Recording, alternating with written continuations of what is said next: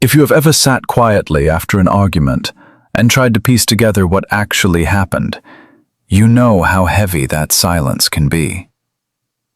You replay conversations in your head. You search for the exact moment things shifted. You wonder what you could have said differently, or if you were too sensitive, or if you simply missed the signs. That mental loop is exhausting. It drains your energy and leaves you feeling stuck in a space when nothing makes sense. You might look at others who went through something similar and notice they moved on, found peace, and rebuilt their lives, while you still feel caught in the same emotional current. The difference is not about who loved harder, who was stronger, or who tried more. The difference is about how the mind processes manipulation, and how you eventually learn to step out of a system that was never designed for your clarity. You were not the problem. The confusion you feel is a normal response to an abnormal situation. When someone uses control, inconsistency, and emotional imbalance as a way to relate to you, it changes how you see yourself. It makes you question your memory, your instincts, and your worth. That is exactly what the dynamic does. It is not a reflection of your weakness. It is a reflection of how carefully the pattern was built. The main reason some people heal while others remain trapped comes down to one psychological reality. Human beings adapt to what they are repeatedly exposed to. When affection, approval, or peace are given unpredictably, the brain starts treating them like a reward that must be earned. This is not a flaw in your character.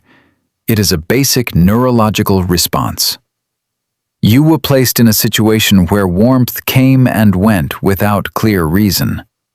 Sometimes you were met with attention, sometimes with distance, sometimes with criticism, sometimes with sudden kindness. The unpredictability keeps you engaged. It keeps you trying to figure out the rules, even when there are no consistent rules. That is why you stayed invested for so long. You were not clinging to the person as much as you were clinging to the hope that the good moments would return and stay. The mind naturally seeks patterns. When the pattern is broken on purpose, it creates cognitive dissonance. You hold two conflicting truths at once. One tells you that you are valued. The other shows you through actions that you are being managed. Living inside that split requires constant mental energy. You begin to over-explain yourself. You soften your needs to keep the peace. You start believing that if you just adjust your behavior, the confusion will end. It never does, because the confusion is the mechanism, not a mistake. Recognizing this is the first step out. The moment you stop trying to solve a puzzle that was never meant to be solved, your nervous system finally gets permission to relax. Over time, this dynamic does more than drain your energy. It quietly reshapes how you view yourself. When someone consistently responds to your honesty with defensiveness or meets your boundaries with guilt, you begin to internalize the message that your truth is inconvenient. You start editing yourself before you speak. You learn to read the room instead of checking in with your own feelings. This is how self-trust gets replaced by self-doubt. You were never taught that your instincts were reliable. Instead, you were trained to look outward for validation. The person you were with did not need to be perfect at manipulation to create this effect. They only needed to be consistent in shifting the focus away from their behavior and onto your reaction. That is the quiet imbalance. The conversation always circles back to how you felt, how you acted, or how you misunderstood, while their role remains unexamined. You carry the weight of the relationship, while they carry the authority of the narrative. This is why healing is not just about leaving a person. It is about leaving a mindset. It is about untangling your identity from the role you were assigned. Many people stay stuck because they mistake the intensity of the connection for depth. They believe that if the relationship was this consuming, it must have been meaningful. But consumption is not connection. Intensity can be manufactured through uncertainty, urgency, and emotional pressure. Real connection does not require you to abandon yourself to keep it alive. When you see that clearly, the grip begins to loosen. So why do some people recover, while others remain caught in the same cycle? The answer lies in where you place your attention after the experience. Those who stay stuck continue searching for external validation of their pain. They wait for an apology that will never come.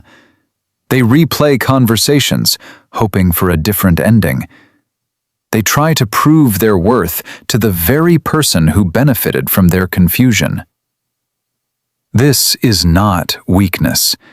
It is a natural extension of the training they received. If you were taught that your value depends on someone else's approval, it makes sense that you would keep seeking that approval even after it has caused you harm. But those who heal make a quiet but decisive shift. They stop asking what they did wrong and start asking what they are willing to accept moving forward. They understand that closure is not something another person gives you. It is something you build by aligning your actions with your own standards. Healing begins when you stop treating the past as a test you failed and start treating it as data you can learn from. You do not need the other person to admit what happened for your experience to be real. You only need to trust your own memory enough to stop negotiating with it. This is where the path splits. One side keeps you waiting for permission to move on. The other side asks you to take responsibility for your own peace. Taking responsibility does not mean blaming yourself. It means acknowledging that your recovery is no longer dependent on someone else's behavior. The process of stepping back is gradual. It starts with simple observation. You begin to notice the patterns without immediately reacting to them. You see how certain topics trigger defensiveness.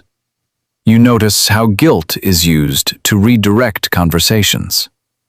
You recognize how silence becomes a tool for control. At first, this awareness might bring sadness or even anger. That is normal. These emotions are not setbacks. They are proof that your nervous system is finally registering what it had to ignore before. You are allowed to feel disappointed. You are allowed to grieve the time you spent trying to make something work that was never designed to be mutual. But grief does not mean you are broken. It means you are clearing space. As you step back emotionally, you stop treating every interaction as a crisis that needs your immediate fixing. You begin to create distance between a trigger and your response. That space is where clarity lives. You no longer rush to explain yourself. You no longer feel responsible for managing someone else's emotional state. You start asking a different question. Instead of wondering how to make them understand, you ask yourself what you understand about the situation. This shift changes everything. It moves you from reaction to reflection. It replaces confusion with structure. You are not cutting off your empathy. You are simply directing it toward a place where it will actually be respected. Boundaries are often misunderstood as walls or punishments. In reality, They are simply clear statements of what you will and will not participate in. They are not meant to control the other person. They are meant to protect your own energy. When you set a boundary and someone respects it, you learn that healthy relationships are possible. When they react with frustration, guilt, or sudden distance, you learn something just as valuable. You learn that the boundary is working exactly as intended. It is revealing the truth. Calm detachment is not about becoming cold or indifferent. It is about refusing to let someone else's emotional instability dictate your inner state. It means you can acknowledge what is happening without absorbing it. You can hear the criticism without internalizing it. You can witness the manipulation without engaging in the game. This is how you rebuild self-respect. Self-respect does not come from winning arguments or proving your point. It comes from consistently choosing yourself over the illusion of harmony. It comes from recognizing that peace is not the absence of conflict. It is the presence of alignment. When your actions match your values, you stop feeling torn. You stop bargaining with your own needs. You begin to trust that you are capable of making decisions that honor your well-being, even when it feels unfamiliar. That familiarity will come. Healing is not a sudden event. It is the steady practice of choosing clarity over comfort. As you move forward, you will notice that the weight you carried begins to shift. The questions that used to keep you awake at night start losing their power. You no longer need to reconstruct the past to feel secure in the present. You understand that the confusion was never yours to carry. It was placed there to keep you occupied while you gave away your energy.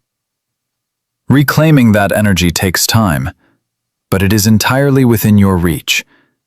You do not need to erase what happened. You only need to stop letting it dictate your current choices.